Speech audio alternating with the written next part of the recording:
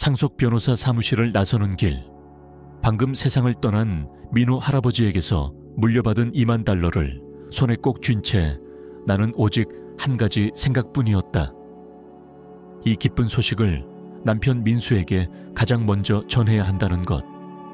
그나저나 여러분은 지금 어느 나라에서 이 영상을 보고 계신가요? 잠시 숨을 고르며 마음 편히 감상하시길 바란다. 한나는 노트북을 들고 변호사 대기실에 앉아 있었다. 조그맣게 떨리는 손으로 여권을 만지작거리고 새처럼 요동치는 심장을 애써 달래려 했다. 겉으로 보기엔 단순히 돈이지만 간호사 월급으로 빠듯하게 살아온 그녀에게 2만 달러는 천문학적인 액수였다. 긴 복도 끝에서 마른 체구의 여변호사가 나타나 손짓했다. 서류에 서명하고 도장을 찍고 간단한 질문에 대답하는 절차는 의외로 금방 끝났다. 하지만 그 짧은 순간에도 한나 머릿속에는 할아버지의 주름진 얼굴, 나지막한 목소리, 새소리를 구별해 가르쳐주던 따뜻한 눈빛이 파도처럼 밀려와 겹쳤다. 모든 서류가 완료되었습니다. 곧 계좌로 입금될 거예요. 변호사가 서류철을 내밀자 한나는 고개 숙여 감사 인사를 했다. 문을 나서자 초가을 공기가 유난히 차갑고 상쾌했다. 2만 달러, 그건 단순한 돈이 아니라 숨 돌릴 기회였다. 첫 번째로는 당장 말썽 부리는 세탁기를 바꿔야 했다. 언제 폭발할지 모르게 요란한 소리를 내며 돌아가는 구형 모델은 늘 불안했다. 그 다음은 삐걱거리고 꺼진 스프링이 등을 찌르는 소파. 그리고 짧게라도 단 한 주라도 바다로 떠나는 휴가. 밤샘 근무와 까칠한 환자들을 잠시 잊고 햇볕 아래서 몸과 마음을 녹이고 싶었다. 민수라면 분명 함께 기뻐해 주겠지.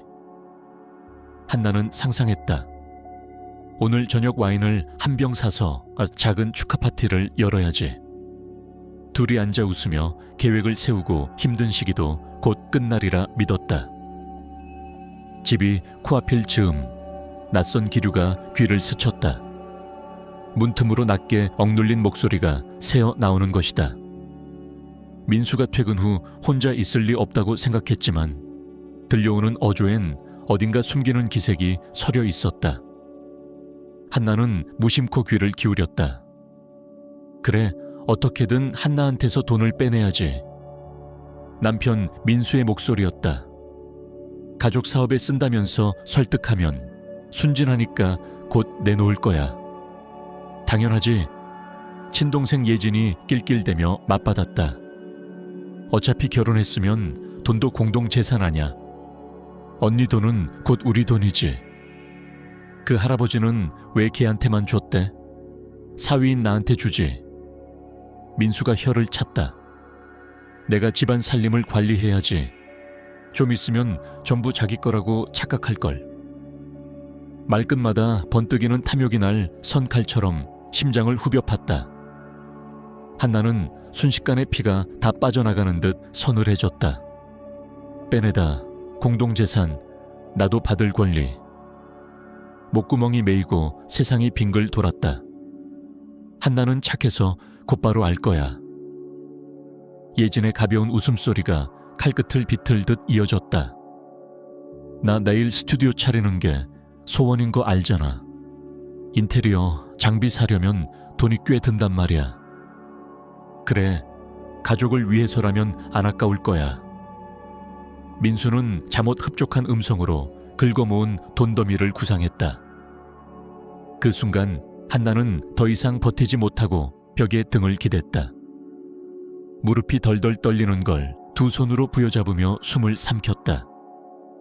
자신이 가장 아끼고 믿던 두 사람이 뒤에서 이런 계획을 꾸미고 있었다니. 충격과 구역질이 뒤섞여 올라왔다. 한나는 눈물을 훔치고 몸을 일으켰다. 들어갈 땐 당당하게, 결코 무너진 모습을 보이지 않겠다고 다짐하며 현관문을 힘껏 열어젖혔다. 한나가 문을 열고 들어서자 부엌에서 민수와 예진이 웃으며 차를 마시고 있었다. 그녀를 본 순간 그들의 얼굴엔 어색한 미소가 걸렸다. 한나야, 벌써 왔네. 민수가 능청스럽게 말을 건넸다. 그의 목소리엔 일상적인 가벼움이 묻어 있었지만 한나는 그 이면의 얕은 불안을 놓치지 않았다. 우리 그냥 이런저런 얘기하면서 차 마시고 있었어. 예진이 얼버무리며 말을 덧붙였다. 한나는 아무 말 없이 가방을 내려놓고 조용히 식탁에 앉았다. 표정은 평온했지만 눈빛은 깊고 차가웠다. 그래서 무슨 얘기를 하고 있었는데? 그녀는 담담하게 물었다. 그냥 네가 받은 상속 얘기도 좀 했지. 민수가 웃으며 말했다. 이런 기회 흔치 않잖아. 가족끼리 잘 상의해서 현명하게 쓰면 좋을 것 같아서. 한나는 그들의 조심스러운 눈치를 관찰하며 입을 다물었다. 두 사람 모두 거짓을 감추기 위해 안간힘을 쓰고 있는 게 보였다.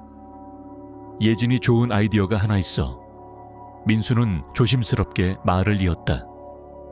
닐 스튜디오 말이야. 네가 도와준다면 우리 가족 전체의 미래에 투자하는 셈이 될 거야. 그 말을 듣자마자 한나의 속은 뒤틀리는 듯했다. 차분한 얼굴을 유지하려 애쓰며 예진에게 시선을 옮겼다. 예진아, 너도 그렇게 생각해? 내가 내게 내 돈을 줘야 한다고? 예진은 잠시 망설이다가 억지로 미소를 지었다. 한나 언니, 나도 알아. 그 돈은 언니 거고 당연히 언니가 결정할 일이야. 나 그냥 정말 오랫동안 꿈꿔왔던 일이거든. 혹시나 도와줄 수 있을까 해서. 한나는 고개를 끄덕이며 천천히 말했다. 알겠어. 생각해볼게. 당장은 결정 못해. 민수와 예진은 예상치 못한 반응에 서로 눈을 마주쳤다. 그들은 한나가 곧바로 고개를 끄덕일 거라 믿었던 것이다. 그래, 한나야. 천천히 생각해. 민수가 다정하게 말했다. 중요한 일이니까. 가족을 위해서 올바른 결정을 내려야지. 한나는 조용히 자리에서 일어났다. 그들의 눈길을 느끼면서도 더 이상 말하고 싶지 않았다. 방으로 들어간 그녀는 문을 닫고 등을 기대었다. 온몸에 소름이 돋는 듯했고 숨을 고르며 천장을 바라보았다. 그녀는 이제 확신했다. 민수와 예진은 더 이상 신뢰할 수 없는 사람들이었다. 그들은 거짓과 욕심으로 가득 찼고 자신을 가족이 아닌 기회로 여겼다. 하지만 동시에 그녀는 마음속 깊은 곳에서 새로운 힘이 피어나는 것을 느꼈다. 거울 앞에 선 한나는 자신의 눈동자를 들여다보았다. 거기에는 두려움도 눈물도 없었다. 대신 단단한 의지, 독립을 향한 강한 결심이 불처럼 일렁이고 있었다. 그날 저녁 민수는 아무 일도 없었다는 듯 저녁을 차려놓고 그녀를 기다렸다. 뺨에 입맞춤하고 병원 일은 어땠냐고 물었다. 한나는 기계처럼 대답했다. 모든 것이 가식처럼 느껴졌고 민수의 목소리조차 위선으로 가득 찬 듯했다. 식사가 끝나고 둘은 거실에서 TV를 보았다. 이때 민수가 조심스럽게 입을 열었다. 한나야, 그 상속금 지금 어떻게 되어가고 있어? 입금은 됐어? 한나는 마음이 싸늘해졌다. 드디어 본색을 드러내는구나. 응, 이미 처리됐어. 민수는 환하게 웃으며 다가앉았다. 잘됐다. 요즘 투자할 것도 많고 잘 굴려야지. 그냥 놔두는 건 아깝잖아. 한나는 대답하지 않았다. 그가 한마디 한마디 할 때마다 혐오감이 치밀어 올랐다. 가식, 탐욕, 계산. 그의 말엔 진심이라고는 없었다. 아직 결정 못했어. 그녀는 냉정하게 말했다. 생각 중이야. 민수의 이마에 주름이 잡혔다. 생각? 뭘 그리 오래 생각해? 돈은 써야 의미가 있지. 예진이 지금이 정말 중요한 시기야. 도와줄 수 있잖아. 한나는 고개를 저었다. 그러니까 내 돈을 내 여동생 사업에 쓰자는 거야. 민수는 억지 웃음을 지으며 말했다. 도와준다기보단 투자지. 잘 되면 우리 모두에게 좋은 거잖아. 그럼 망하면? 한나의 말은 날카로웠다. 왜 벌써부터 부정적인 말을 해? 민수가 손사래를 쳤다. 예진이 얼마나 준비했는데 지금 시작만 할 수 있으면 다 잘 될 거야. 그 순간 한나의 안에서 뭔가 뚝 부러지는 소리가 들리는 듯 했다. 그동안 품었던 모든 희망, 그를 믿고 싶었던 마음, 모든 것이 산산이 무너졌다. 안 돼, 민수. 나 안 줄 거야. 이건 내 돈이고 내 미래야. 내가 알아서 할 거야. 민수는 벌떡 일어났다. 뭐? 그렇게 이기적인 사람이었어? 내가 힘들 때 도와준 거 다 잊었어. 내가 너한테 얼마나 했는데. 한나도 일어섰다. 나 안 잊었어. 고마워. 하지만 그게 내가 이 돈을 내놔야 할 이유는 아니야. 민수의 얼굴이 벌개졌다. 그럼 그날 들은 거 다 들은 거냐고? 몰래 엿들었어? 한나는 그의 눈을 똑바로 바라보며 대답했다. 응, 다 들었어. 충분히. 너랑 예진이 날 어떻게 보는지, 어떻게 계획했는지. 민수가 무언가 변명하려 했지만 한나는 손을 들어 말을 막았다. 그만해, 민수. 더 이상 듣고 싶지 않아.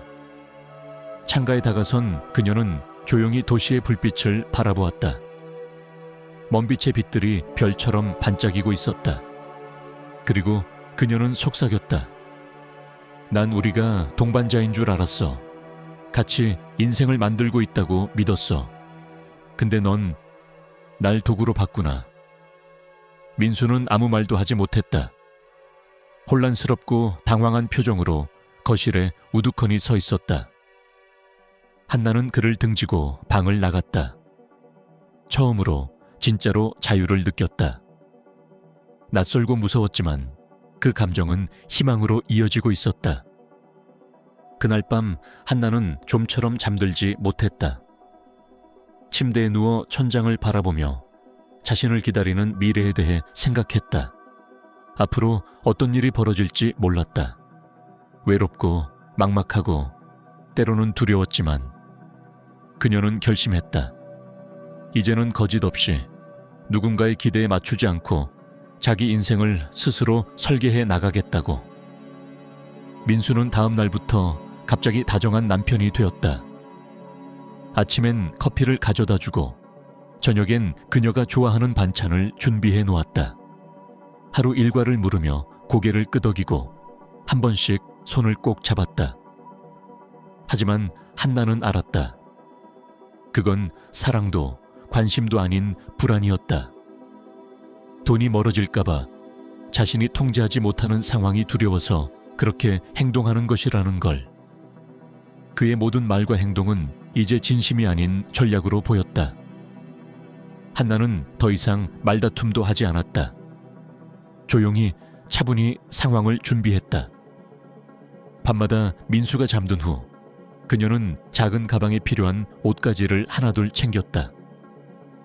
중요한 서류들과 사진들, 추억이 담긴 몇 가지 물건들, 돈도 새 계좌로 옮겼다. 그리고 인터넷으로 이혼 절차, 재산 분할, 법적 보호에 대해 철저히 공부했다. 두려웠다. 지금까지 의지하던 모든 것을 뒤로하고 새로운 삶을 시작한다는 것은 말처럼 쉽지 않았다. 하지만 그 두려움조차 한내게는 더 이상 장애물이 되지 않았다. 오히려 그 두려움은 그녀를 더 단단하게 만들고 있었다. 할아버지와 할머니가 살던 오래된 아파트가 생각났다. 두 분이 세상을 떠난 후 그곳은 텅 빈 채로 남아 있었다. 그곳엔 추억이 너무 많아 한동안 가볼 엄두조차 내지 못했지만 지금의 한내겐 그곳이 더없이 안전한 도피처처럼 느껴졌다. 민수가 출근한 어느 날 아침, 한나는 이삿짐 차를 불렀다. 이미 준비해둔 짐을 빠르게 실어 말없이 그 집을 떠났다. 쪽지도 문자도 남기지 않았다. 그저 사라졌다. 낡은 아파트는 먼지 냄새와 정적에 휩싸여 있었지만 한나는 그 공간에서 처음으로 마음이 편안해짐을 느꼈다. 벽에 걸린 색 바랜 사진들, 삐걱거리는 나무 마루, 할머니가 쓰던 오래된 찻잔까지도 그녀에겐 포근한 위로가 되었다. 한나는 창문을 열어 바람을 들이고 낡은 커튼을 걷었다. 이곳을 다시 살아 숨 쉬게 하자. 그녀는 결심했다. 새로운 시작을 위해 이곳을 자신만의 안식처로 바꾸기로 했다. 첫 번째로 리모델링 팀을 불렀다. 바닥은 새로 깔고 벽지는 따뜻한 색으로 교체하고 주방과 욕실도 모두 손봤다. 가구는 새로 들여왔고 조명도 밝고 부드러운 것으로 바꿨다. 고되고 돈도 많이 들었지만 한나는 후회하지 않았다. 리모델링이 진행되는 동안 그녀는 이혼 서류를 준비하고 변호사를 찾았다. 요구할 건 없었다. 민수에게 어떤 것도 바라지 않았다. 그녀가 원하는 것은 단 하나, 자유였다. 그 어떤 조건도, 눈물도, 미련도 없이. 몇 주 후 집은 완전히 새 단장을 마쳤고 한나는 처음으로 진짜 집이라는 감정을 느꼈다.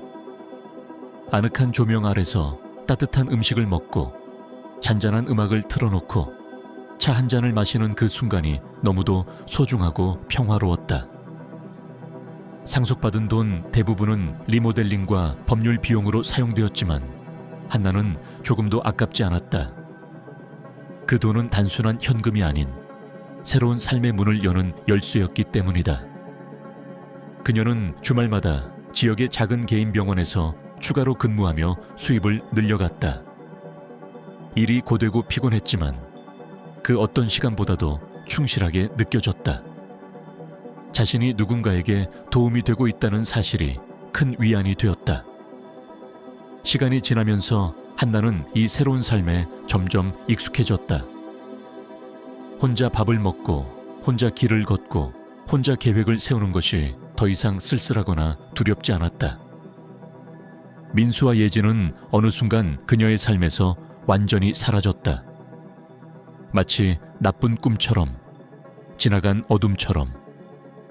그리고 한나는 그 사실에 대해 아무런 미련도 아쉬움도 없었다.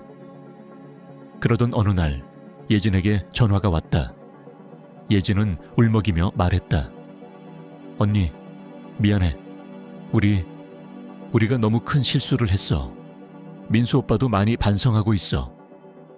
한나는 아무 말도 하지 않고 조용히 전화를 끊었다. 그 순간 그녀는 확실히 알았다. 어떤 관계든 한번 부서지면 원래대로 돌아갈 수 없다는 것을. 한나는 더 이상 과거에 머물지 않았다. 민수와 예진은 그저 지나간 이야기였다. 그녀는 그들을 용서하지 않았다. 그들이 그녀에게 준 상처는 깊었고 그 깊이는 시간이 아무리 지나도 쉽게 메워질 수 없었다. 하지만 한나는 그 상처에 머물러 있지 않았다. 오히려 그 고통 속에서 자신을 다시 일으켜 세우는 법을 배웠다. 그녀는 사람들을 쉽게 믿지 않게 되었다. 조심스러워졌고 경계심도 생겼다. 하지만 그 속에서도 한나는 자신의 본질을 잃지 않았다. 여전히 따뜻했고 여전히 누군가의 고통에 공감할 수 있었다.